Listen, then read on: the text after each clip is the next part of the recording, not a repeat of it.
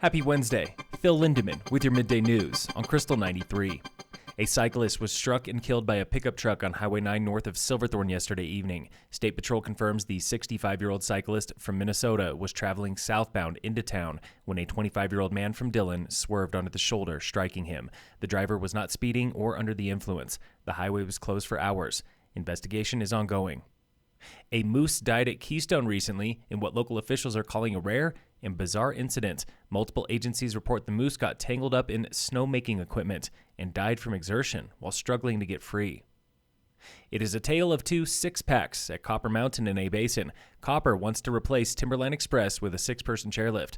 Timberline, currently a four-chair, is one of the busiest on the mountain. Meanwhile, construction on A-Basin's new Lenaway six-chair is delayed by supply chain troubles. Ski area insiders say lift cables and chairs are still on a freighter crossing the ocean.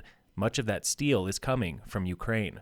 On his blog, A-Basin's Al Hensroth is staying optimistic, saying Lenaway should be looking more like a chairlift in just 2 to 3 weeks. Al is also giving his biannual State of the Basin report, showing the busiest day of ski season was May 21st, with over 4,000 skiers and 16 inches of fresh. A-Basin had the only chairlift skiing in the state that day.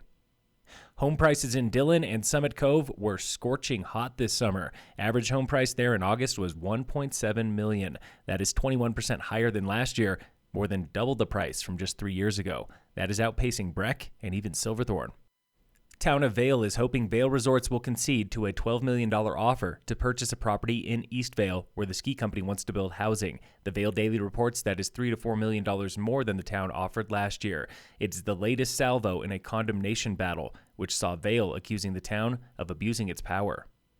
The Mountain Towns 2030 Climate Conference in Breckenridge is taking a hard look at the biggest barriers to climate action across ski towns. For me and for Frisco right now, it's finding that fine line of making sure that we're spending the community's money to have housing and as many people in housing as possible who live and work in our communities, but also protect the environment that we're all here for. That was Frisco Mayor Hunter Mortensen. Speaking tonight at the Riverwalk Center in Breck is National Geographic filmmaker Pete McBride. He shares photos and stories from Chasing Water, his new documentary on the Colorado River. You really can't talk about climate change, especially in a mountain community, without talking about the drought. That talk is 6 o'clock tonight at the Riverwalk. Get tickets at breckcreate.org. Local fire danger remains moderate today, with no fire restrictions here in Summit.